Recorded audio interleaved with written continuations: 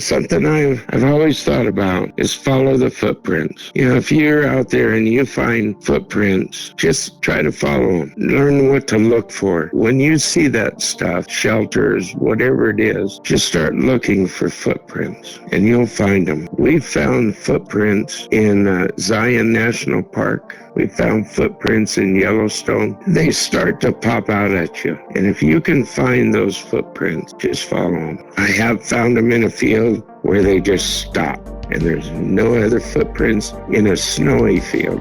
I don't know how to explain that. Out in the Oregon woods, yeah, there's lots of strangeness out there. There's lots of strange stuff. Way out in the woods, you find the weirdest things.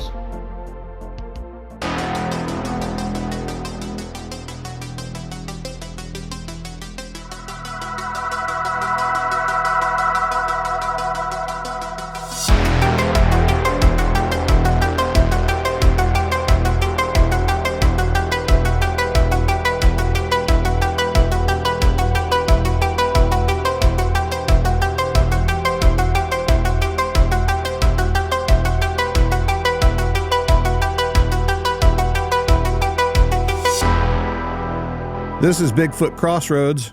I'm Matt. I hope everyone had a good holiday season.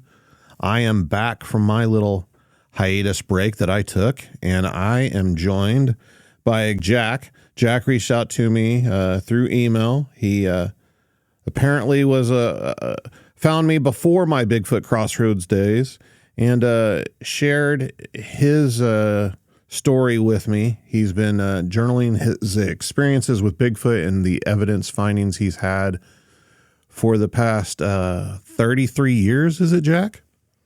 Yes. Yeah, 1990. Wow. Well, welcome to Bigfoot Crossroads, Jack.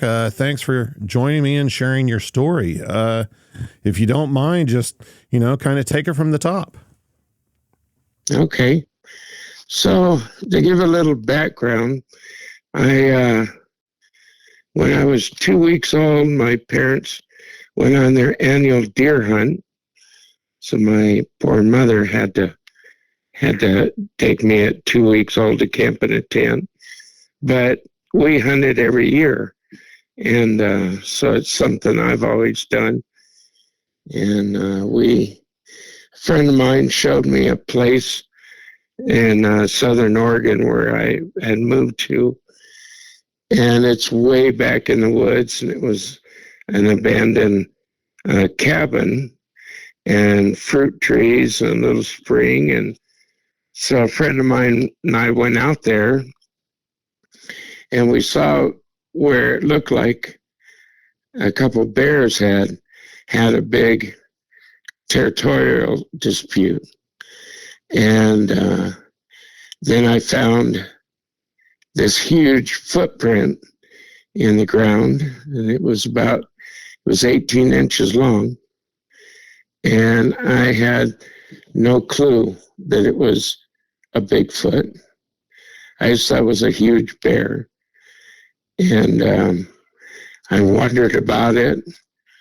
I took pictures of it and everything. And one day I was in a big wildlife zoo kind of thing on the coast of Oregon, and I was looking at two 600-pound bears, and their back feet weren't any bigger than mine. And I thought, oh my gosh, what was that? I just started looking, and that was the beginning. I was starting to find Bigfoot, look for Bigfoot. It was probably a year and a half or two after that we were out hunting and came walking down a path back to the vehicle and saw another giant footprint and kind of followed it. Found a tree that was about 3-4 inches around, probably 10 feet up. It was snapped off, and the top was thrown 20 feet away. and the footprints were 18 inches. They were 6 feet strides, and we couldn't believe it. And on the way home, we're driving along, and I'm looking down the side of the road, steep hill, and all of a sudden we came to a clearing because it's heavy woods. And here's a monster standing there with an arm around a tree, out looking at us go by. He had kind of a reddish brown eyes. His face was huge and tan, almost looked jaundice. Big nose, mouth, and he had muscles like I've never seen before. Huge shoulders, big arms sticking out with a hand, and he just watched us go by. And I hollered stop, and when we drove back, he was gone. Being out in the woods, I mean, at 2 weeks, that's about as an early start as anybody can get. I mean, I assume that, you had, at this point, spent quite a bit of time in the woods, hunting animals and everything. Oh, yeah. And that first track, that was the first time, in hindsight now, looking back, that you ever noticed anything out of the ordinary? Yeah. I mean, we could see there where there were bear tracks, and logs were clawed up, and just little trees pushed over, and there's a spring right there. And then we found that track, and what a shock. It's something that, I talk to people quite often about this, growing up in a family of outdoorsmen myself and spending time in the woods. A lot of times you hear hunters even talk about, well, if there was something out there, I would have seen it by now. I would have seen its tracks or something. And I try to explain to people that, whenever you're hunting, whatever game it is that you're hunting for at the time, that's the sign that you're looking for. Exactly. And it wasn't until I started looking for Bigfoot sign that I actually started seeing it. Was that your experience as well? Yeah. Yeah, because you go out, and if you're hunting for bear, you look for bear, deer, elk, whatever it is. And you're really not paying a lot of attention to that. And then once you see one of those tracks and you start going out and looking for them, they just pop right out of the ground at you, just like a deer track would, or a bear. They're all of a sudden you start noticing them everywhere. That one that you saw in the clearing, how fast were you going? How long did you see it? What were those initial thoughts? Yeah, so we were done with our hunt, got back in the vehicle, and had gone down the dirt road and got on pavement. We're, I don't know, probably doing 30 or 40 miles an hour down a steep mountain road, And he was driving, I was just looking out and watching the canyon. And it was probably seconds that I saw him, but he was so amazing and huge and scary looking that's probably all I needed was that time. He looked like he could run right up that hill and grab our car and throw it, 100 feet. He was monstrous, and never seen anything like that. Did you instantly recognize what it was? Well, oh yeah. I mean, I'd never really been into Bigfoot, right? But when you see something like that. I mean, I think I've seen every animal out there in the woods in Oregon except for that. And when I saw that, it was just like, I mean, that's all you can think of, because there's nothing else that it could be. So after you saw that one, did you start actively pursuing these things and trying to find them? Yeah, I did. I took time and we thought about it, and being right there in Oregon, you've got all the forests and mountains, and we started going out probably 3-4 days a week. Prior to finding the podcast and the internet and everything, the timeline of events, you said that sighting took place in 1990 or around thereabouts? Yeah, it's probably about 91. I saw the footprint in 90. It was probably a year later or so that I saw that. I got on the internet around 1998 and really got involved in the Bigfoot world around 2000. And whenever I got into it on the internet, there was a community going, but there weren't that many resources available at the time. So I imagine, early 90s, how did you go about it? Like, how did you go about that? Like, finding people to go out with, or what to even look for, or anything? Did you just kind of approach it the same way you did your hunting? Yeah, so my buddy and I, we were just kind of like, wow, these things are out there. And so we were hunting deer or elk or cougar or bear, and we'd always look. We'd always, just keep our eyes open. We weren't into it as much as in later years, but we were always looking for stuff. We'd find a broken, a branch, and wonder, well, so a madrone tree is prevalent there. It's kind of like a manzanita, but it's a big tree.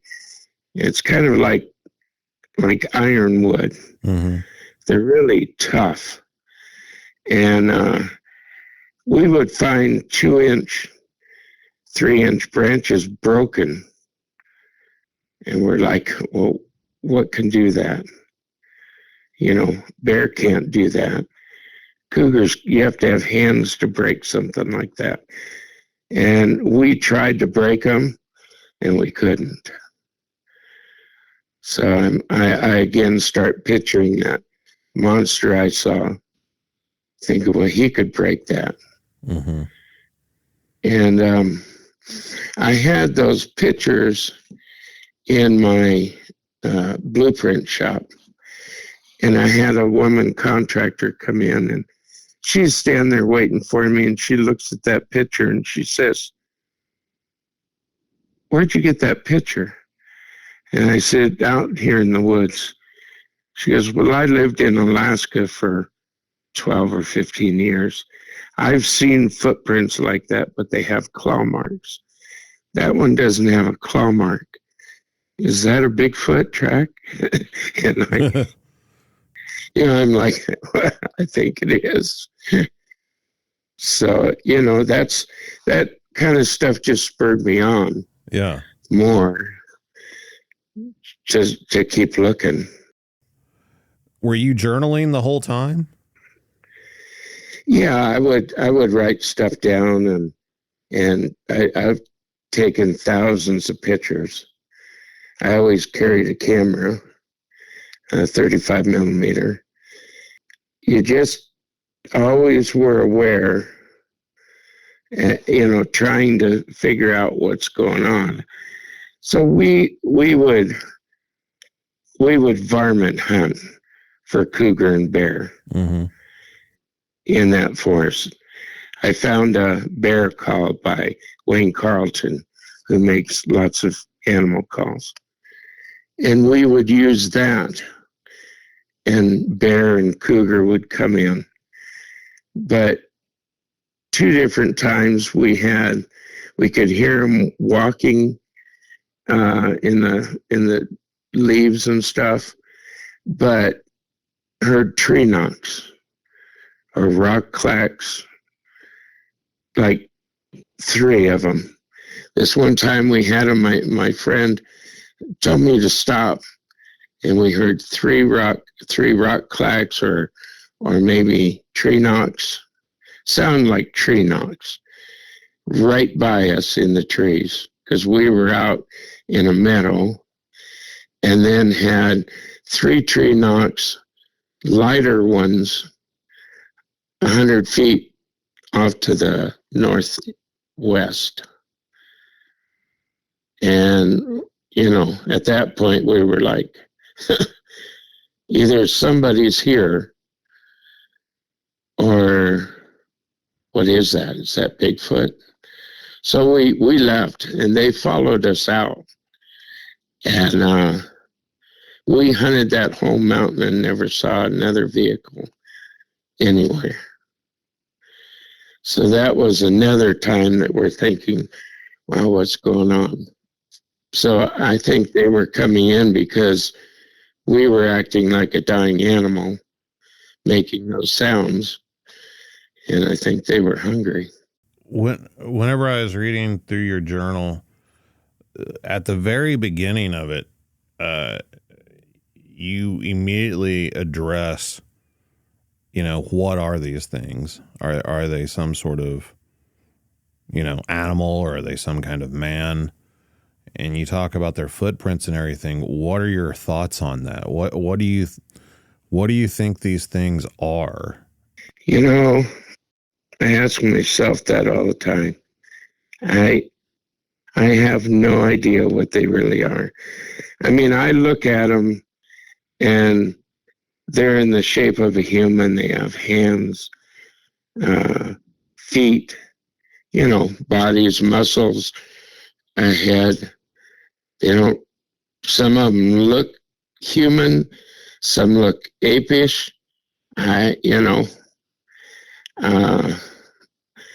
they're flesh and blood. They eat. They like to watch us. But as far as exactly what they are, I have no idea. I mean, I've looked at this and I've seen several, and it's like I don't know what this is. If it's actually human. What are some of the other encounters that you've had with them? So I left Oregon and moved to Utah. We retired and we moved to Utah. And a friend of mine that lived there, he was retired. He moved out to Utah. And so we started going out, and I saw one that was a juvenile. It was about my size, doing the same thing, arm around a tree, hanging out, watching us go by. I didn't see his face, but I saw his body and an arm, and the sun was setting behind us, and it was going through his hair, lighting his hair up, is how I noticed him, and on his arm. And, the thing is, you can see these and then stop, back up, and they're gone. I don't know if he climbed a tree or it was on the other side of a creek where he went. But I couldn't see him or hear him anymore. So when we moved to Utah, I figured, well, I'm probably not going to be seeing any Bigfoot anymore. It's just I didn't think they were in Utah. And it turns out that there's a lot of them in Utah. It's high desert, and but they're there. Once you start looking for footprints, every place he and I went, we looked for footprints or some kind of, evidence. And I was amazed how many Bigfoot there are. Were the footprints you found in Utah similar or the same as the type you'd find in Oregon? Did you notice any differences? I didn't notice any difference. I found bigger footprints, and I found that one were 20-inch footprints. Wow. And I found that as we were driving down a dirt road out there, kind of keeping an eye. I got a glimpse of something black go behind the trees. And I just thought, well, that's probably a Black Angus, because there's a lot of cattle grazing out there. Mm-hmm. And as we drove by, sounded like somebody had shot a high-powered gun. And we stopped and started looking around, heard a bunch of racket, and then found 20-inch footprints.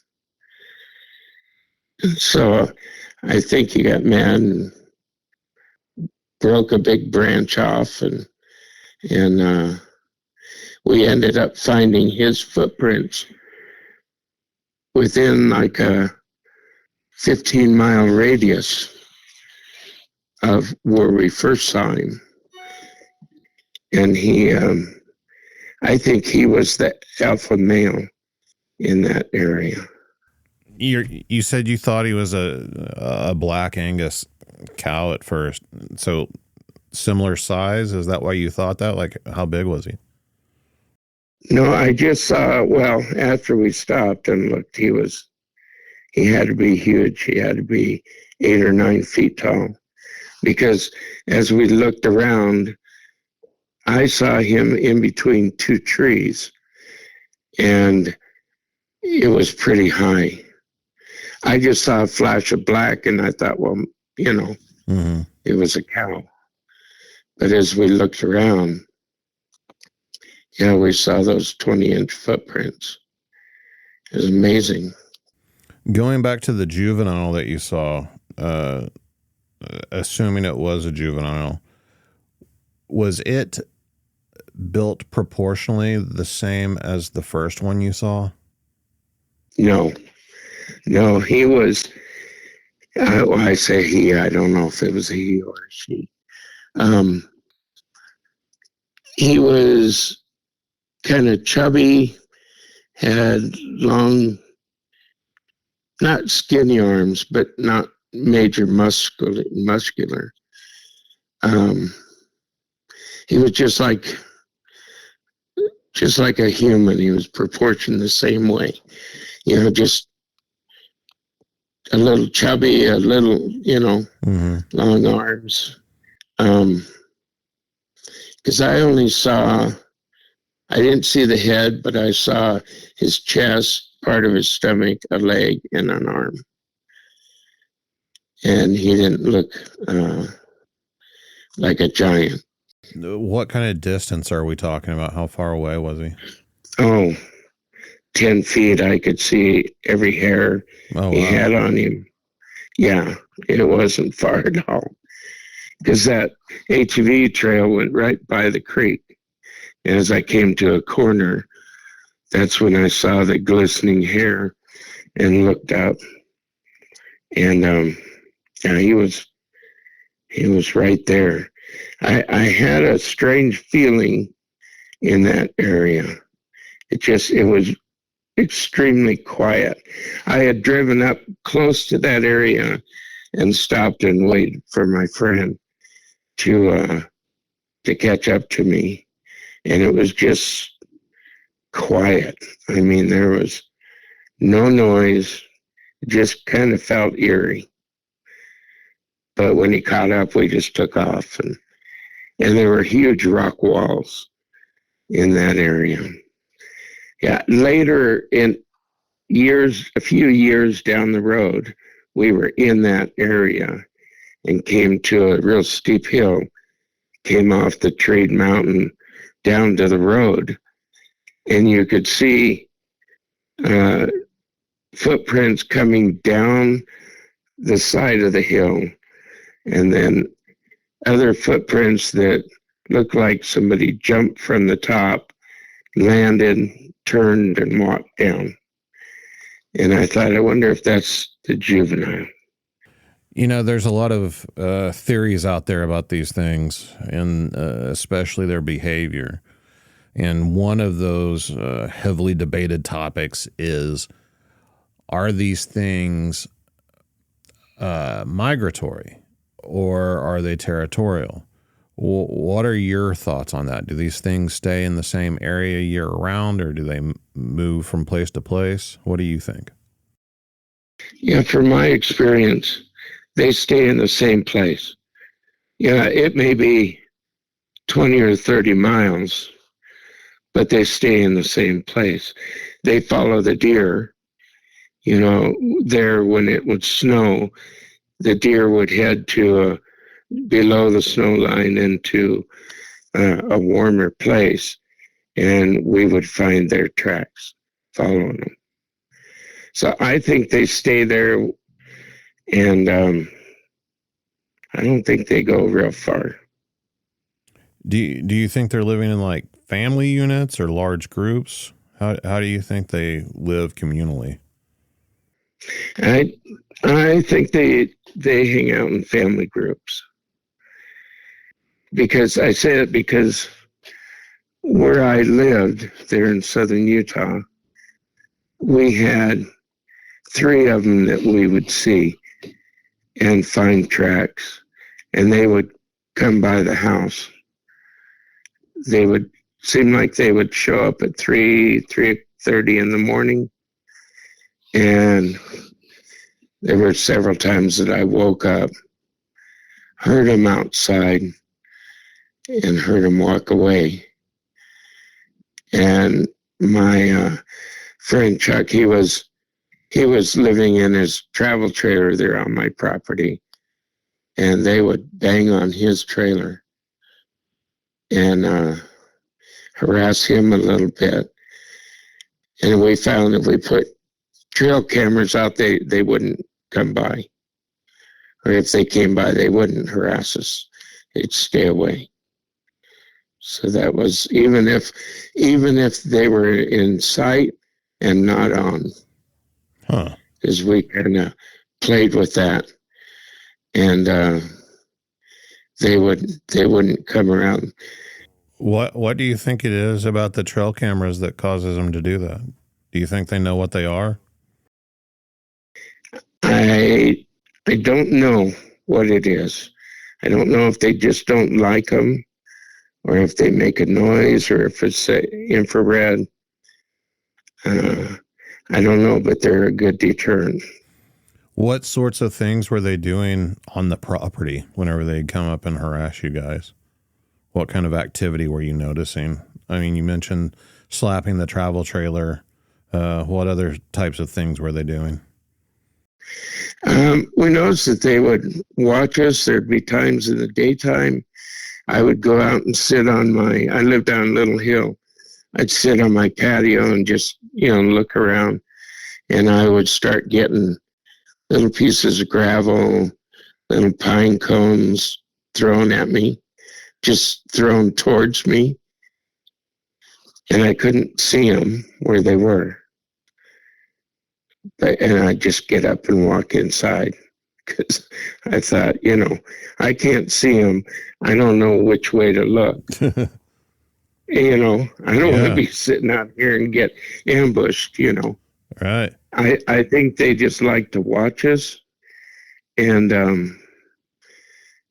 say, hey, I'm here. You dummy, Did you ever hear any talking or vocalizations at your place? Oh, yeah. Yeah. Yeah, we've heard whistles and whoops and talking. I've heard talking there. I've heard talking up in central Utah. where we hunt up there too. We've had them. I had a big male watching us at camp at night. I left the campfire. We had a big kitchen set up. Left the campfire to go to bed. And I have one of those 1300 power flashlights. And I was shining around and saw two big yellowish, bluish green eyes and a silhouette. And I thought, this guy standing right there, he was probably 200 feet away, but he's standing in a spot in a road, with a perfect view of everything we did. And the next day I found 8-inch tracks down near camp. And that one that was watching us, I'm sure, was bigger, much bigger. So I think they really like to watch you. I've heard a male and a female talking. That's what it sounded like to me. Could you try to describe the talking, like what it sounded like? Sound just like the Sierra sounds. Just a bunch of garble. You can hear it, you can't understand it. And it's just a weird talk. That's what I think it is. Mm-hmm. Is that they're talking to each other. And we also had a 3-year-old kid there at camp, and then he left. And the next day we heard baby crying in the woods across the creek. Oh, wow. So, yeah. Was there ever a time where you felt in danger or threatened by them? Yeah, they scared me, but when I've seen them, they're usually standing there still, just watching you drive by, watching what you're doing. And it's never scared me. I mean, it frightened me really bad that I won't go back in the woods. But it's interesting to me that they will stand there frozen, like I've seen deer stand still or something other animal, and I think they think you can't see them unless they're moving. I don't know what that is, but they're just standing watching you go by. And you know, I've been fortunate enough to be looking everywhere and be able to see a few.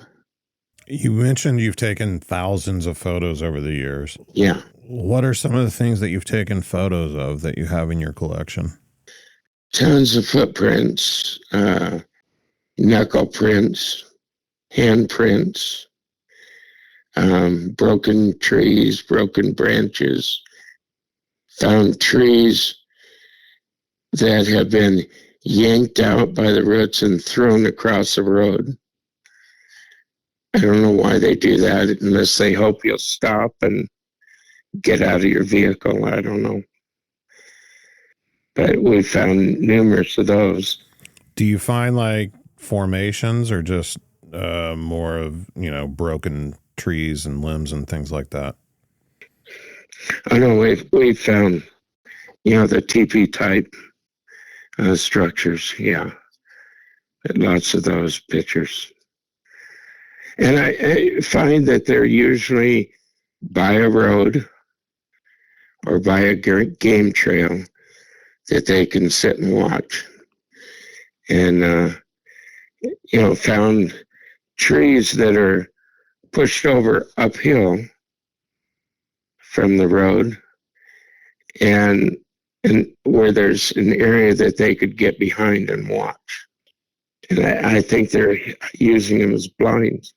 Yeah, I agree with that theory. A lot of the stuff that I found whenever I was going out and researching seemed to me, at least, to be set up as observation points, a place to offer some camouflage and watch us usually, or ambush prey that might be going down a game trail or something of that nature.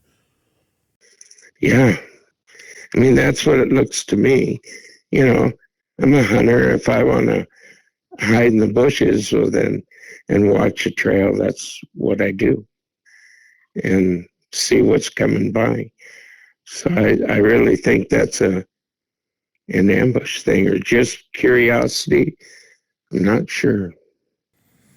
You've seen a big one. The first sighting you had was a large one. You talked about possibly seeing another alpha later on. You've taken these thousands of photos. You found all these tracks in different states. So why haven't they been discovered? Why don't we have all these photos and videos of them? Well, I don't know. I think I've discovered them. You know, you and me both. Yeah. And I personally, you know, I don't feel I have to prove anything to science. Why they haven't been photographed. I've got one picture that I sent you, that of course I showed it to somebody who's supposed to be an expert, and they accused me of stealing it from Todd Standing's picture. But if you're a hunter and you know animals, they will crawl in a bush and watch you. Yeah. Cougar are great for that. Yeah. So we found an area that had a lot of activity. We could hear them. And I saw a black thing in a bush 150 feet away. So I grabbed my camera and I took pictures. I thought, you know, there's something black in that bush. I'm just going to take a picture of it and look at it later. Well, I took that picture and I cropped it and, you know, pulled it in, and it pixelated on me. So I brought it back until I could finally see something that was clear. And as I look at it, you can see its mouth and its lips. You can see black holes for nose, black hole for an eye. And that's the best I've ever gotten. Now, you know, I told you I carry a 35 millimeter digital camera with, you know, a 200 or a 300 lens on it. And we left, people will never believe this, but we were out looking for stuff, found a bunch of rock stacks, headed back to town. We're getting off a major highway from Zion National Park onto the I-15 freeway headed south. And there's cliffs as you turn to get on that freeway. And Chuck says, "What's that man doing standing up there?"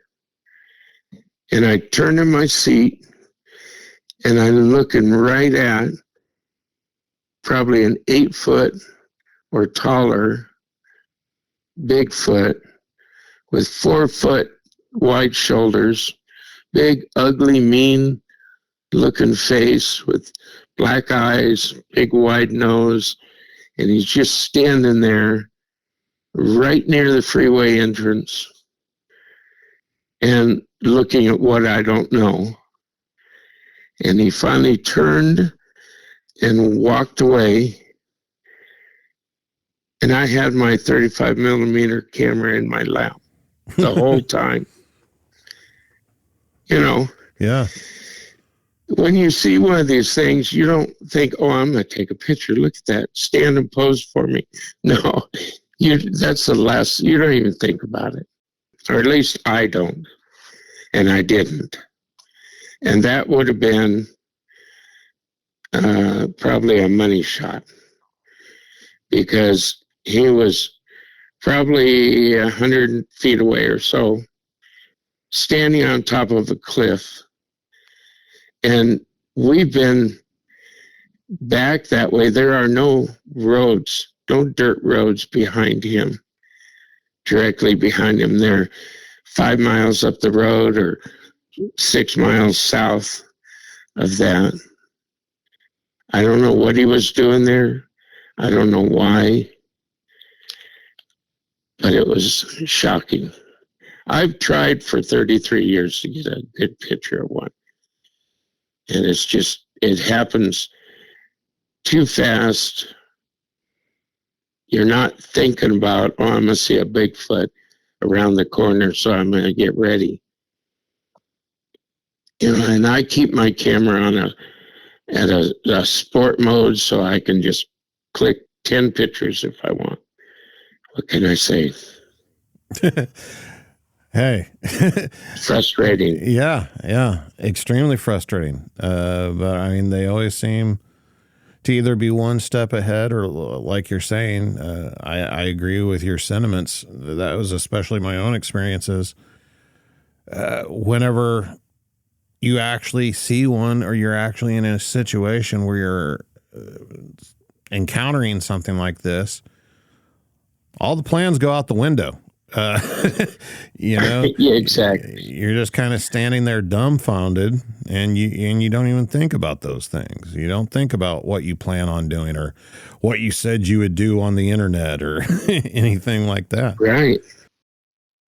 The only thing is, when you see these, they're ingrained in your brain forever. I mean, there's an absolute perfect picture in my brain of what I saw that day. And it doesn't go away.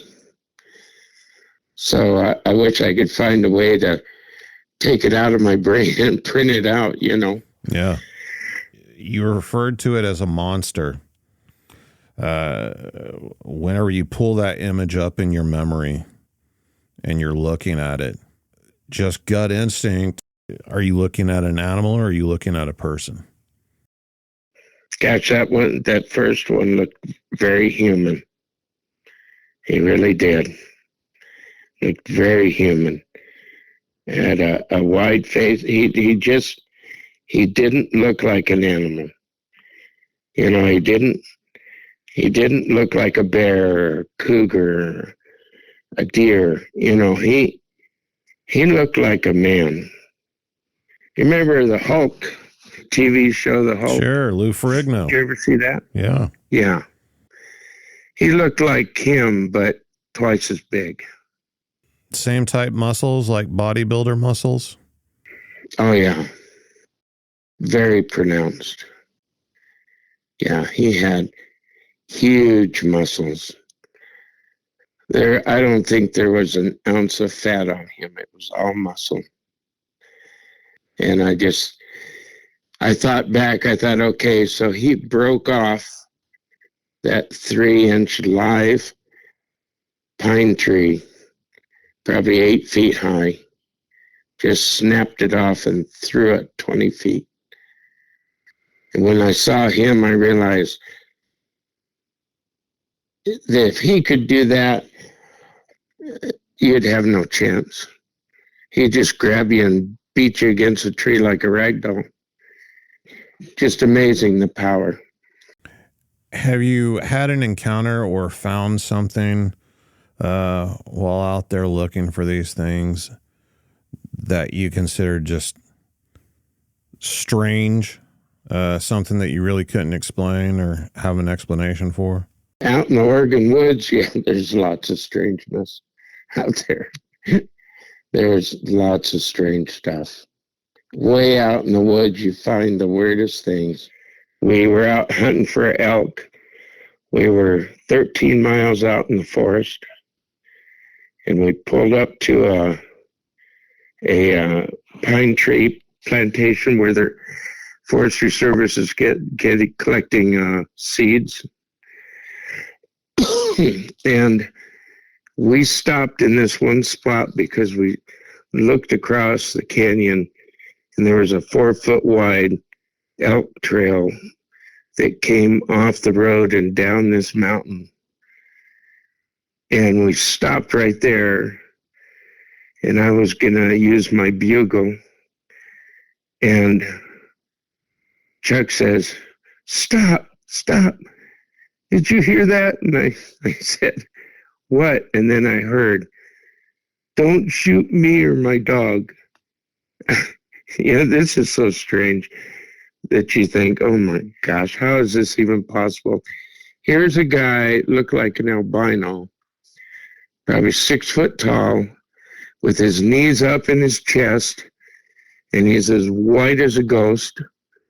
And the bush next to him is shaking like crazy. And he's saying, please don't shoot me or my dog. So, of course, I started the truck up and we left. So you ask about strangeness in the Oregon woods. It's pretty bad.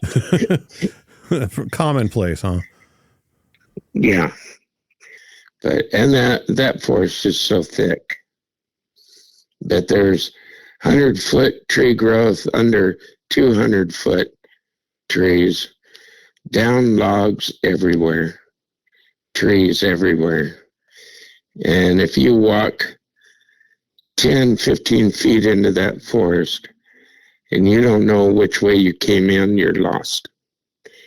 It's that thick. That's another thing I wanted to get your thoughts on. There's some beliefs that these things have and will take people on occasion if the opportunity presents itself. Do you think that that's true? Do you think there's a danger of these things kidnapping people? I could believe that. My thought is they're just like we are. There's good ones, bad days, good days. A lot of them, they look like we do. Everybody looks different. And they have bad attitudes. Some of them do. Like that first one I saw, there'd be no thought in my mind that he wouldn't have killed me if he had the chance. If I'd walked in the woods, I think he would have. And so anything's possible like that. I don't know if they'd kill you and eat you or just beat you up, or I don't know. I don't want to get that close. Outside of Bigfoot, have you had any experiences with anything else? Have you seen any orbs or UFOs or ghosts or anything? So I'll let you know now, I do not go out in the woods at night. I do not look for these at night. There's no way you'd get me to do that because they have the upper hand. They can see in the dark, I can't. And they're very sneaky, quiet. So I don't go out at night, so I don't see orbs or any of that stuff. I'm sure they're probably there. I have seen a UFO in the evening. Well, it was still light. Matter of fact, Chuck and I both did at my house in Utah. We're looking out. We noticed something gray and long floating. It wasn't floating, it was moving, not fast, way up by the hill. And we both looked at each other and said, what is that? So that's what I've only seen that. How big was it? Huge, like a giant airliner. Oh, wow. That big. It was not one of our jets. There's no way it would have flown like that. It was just below the hill for the mountain, the 10,000 foot mountain. And it was just flying, just moving along, no noise. Was it like saucer shaped or cylindrical or? Cylindrical. It was just a long, like a stretch football. Yeah, it was interesting. It's just a silvery color, and then we didn't see it anymore. So I don't know what that was. But yeah, we don't look for these in the dark. No way. That's suicide.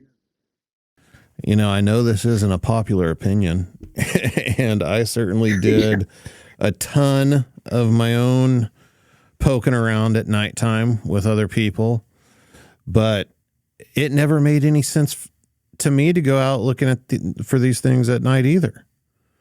I agree. They do have the upper hand entirely. We're not designed to see in the dark. And it didn't make a lot of sense to me. I always thought that if you're going to go out looking for these things, you should do it during the daylight, whenever you can actually see what's around, and it's safer. Well, and that's it. They're out at nighttime, but they're also out during the day. And my thing is, what I've learned over the years, the minute I drive out into the forest and I get out of my vehicle, every animal in the forest knows I'm there. Mm-hmm. They already know.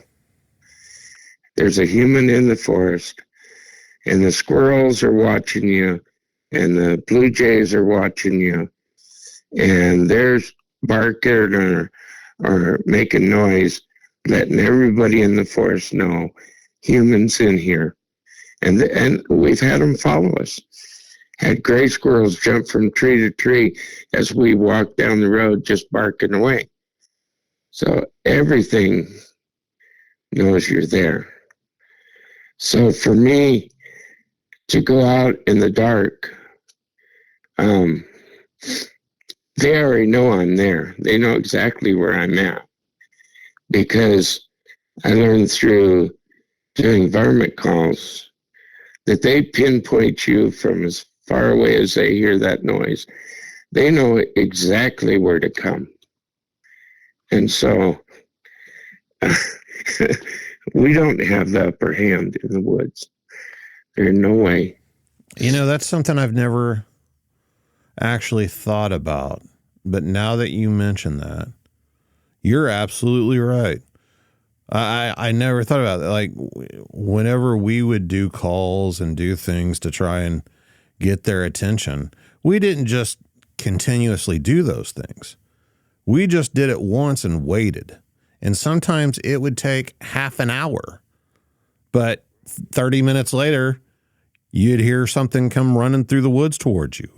They would absolutely pinpoint you off just those one episode of calls or noises or whatever it was that you happened to do.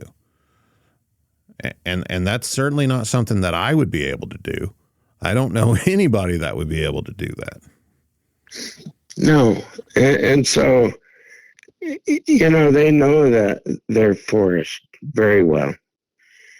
And so when they hear that noise, somehow they've got it pinpointed. And that was proven to me time and time again with mountain lion and black bear. They know right where to go. So coyotes, bobcats, we've had them all run in on that call. And Wayne Carlton calls it, they come to eat. It's the name of the call. So, and they do. So that's another reason that I would not go out at night. Well, do you have any advice for anyone listening that might want to go out and try to find these things on their own? Something I've always thought about is follow the footprints. If you're out there and you find footprints, just try to follow them. Learn what to look for, and stick breaks and that evidence. And when you see that stuff, shelters, whatever it is, just start looking for footprints, and you'll find them. We found it once you start doing that. We found footprints in Zion National Park. We found footprints in Yellowstone. They start to pop out at you. And if you can find those footprints, just follow them. If you can. If a footprint disappears, try to go back and find out how far the stride is on those footprints. Take your tape measure and put it out 5 feet all around you and look. And you'll find other footprints. I have found them in a field where they just stop. And there's no other footprints in a snowy field. I don't know how to explain that, how that happens. But I've seen it. So follow the footprints. Keep your eyes and ears open and just look. Because I think you'll find them standing in a bush, around a bush, watching you. And so, if you have rocks and stuff being thrown at you, I would leave. We've had that too. Live to fight another day. Yeah.